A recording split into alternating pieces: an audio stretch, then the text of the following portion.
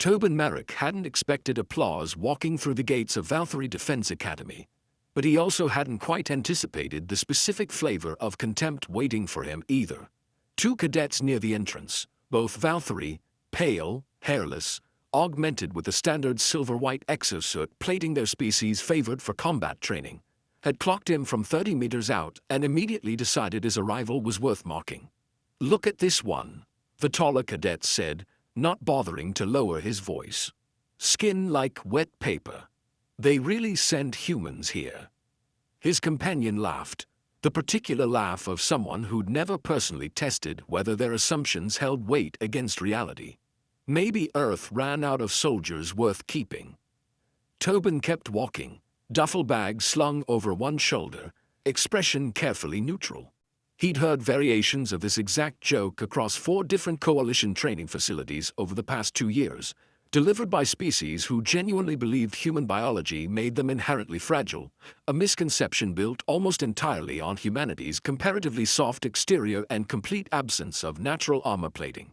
What none of them factored into their assumptions, because almost nobody outside Earth bothered researching it thoroughly, was Earth's own threat classification within coalition databases, a designation most species glanced at once and immediately forgot, assuming it referenced some minor environmental quirk rather than anything operationally relevant. The Academy's entrance arch contained a standard biometric security scanner, designed primarily to verify identification and flag known threats among incoming personnel. It wasn't designed to make commentary. It simply processed data and displayed relevant classifications for security personnel monitoring the gate. When Tobin's identification cleared the scanner's threshold, the overhead display didn't simply confirm his enrollment credentials. It blazed bright crimson, automated text scrolling across the arch in bold, unmissable lettering, Earthborn, threat classification, Deathworld adjacent. Do not engage without authorization. The 2 cadets who'd been laughing moments earlier went very quiet. "What does that mean?" the shorter one asked, his earlier confidence evaporating into genuine confusion. Tobin paused, glancing back at the warning with the weary patience of someone who'd seen this exact reaction play out before, in slightly different combinations, across multiple academies. "It means," he said, "that somewhere in coalition threat assessment protocols, somebody decided humans deserved a warning label." He shrugged, adjusting his duffel bag. "Probably overblown bureaucracy. I wouldn't worry about it." He wasn't lying, exactly. He just wasn't explaining the part that mattered.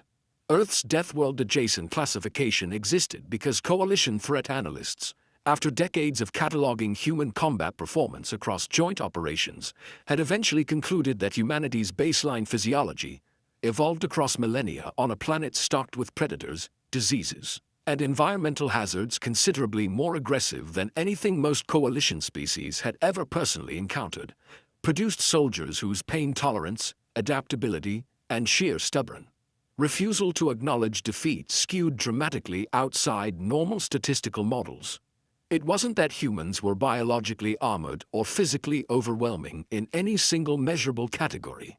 It was that humans had spent their entire evolutionary history being chased, infected, starved, and generally inconvenienced by a planet that actively wanted them dead, and had somehow, collectively, refused to take the hint. The Academy's training simulations began the following week, and Tobin's cohort included both cadets who'd mocked him at the gate, a fact that amused him considerably more than he let on. The simulation that mattered, the one cadets remembered years afterward, involved a multi-day endurance exercise through deliberately hostile terrain conditions designed to test resource management, injury response, and psychological resilience under sustained adversity. Most cadets, regardless of species, treated the exercise as exactly what it appeared to be: difficult, exhausting, occasionally miserable. Tobin treated it like a moderately inconvenient Tuesday. On day 3, when the simulation's environmental hazards escalated into genuinely dangerous territory, a controlled rockslide event designed to test emergency response under pressure, the taller cadet who'd mocked him at the gate took a glancing impact that fractured his forearm, leaving him stranded on an unstable slope while his squad scrambled to formulate a rescue approach that wouldn't risk additional casualties. Tobin reached him first, not because protocol assigned him the role, but because he'd already calculated the fastest stable route up the slope while everyone else was still debating theoretical approaches. "This is going to hurt," he said, examining the fracture with brisk efficiency. "Worse than it already does?" the cadet asked, teeth gritted. "Considerably," Tobin said. "But you'll walk away from it instead of waiting for proper extraction equipment that's 11 minutes out." He paused. "Your choice. I can wait if you'd rather."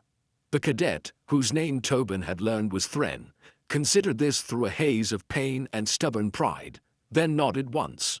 What followed wasn't gentle, and Tobin didn't pretend otherwise. But it was efficient, controlled, and executed with the specific calm of someone who'd clearly done far worse under far less forgiving circumstances. 3 weeks later, with his arm fully healed and the simulation long concluded, Thren found Tobin in the Academy's training yard, working through exercises alone in the early morning quiet most cadets avoided. "I wanted to ask," Thren said, "about the warning at the gate." Tobin didn't pause his exercises.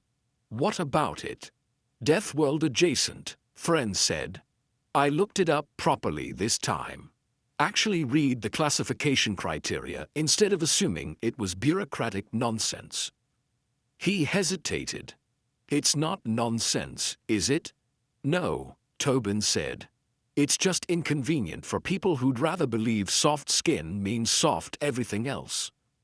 Thren absorbed this quietly, watching Tobin complete another set with the same unhurried efficiency he'd shown on that unstable slope. "I'm sorry," Thren finally said. "For the gate. For assuming." Tobin stopped, considering him properly for the first time since their first encounter. "You're not the first person to assume wrong," he said. "You won't be the last. The only thing that actually matters is what you do once you've learned better." "And what should I do?" Thren asked. Tobin almost smiled. "Stop assuming, start asking questions, and maybe don't elbow your friends when something unfamiliar walks through the gate. You never know what you're actually looking at until it matters." Thren nodded slowly, something shifting in his expression that looked, for the first time, genuinely thoughtful rather than reflexively dismissive.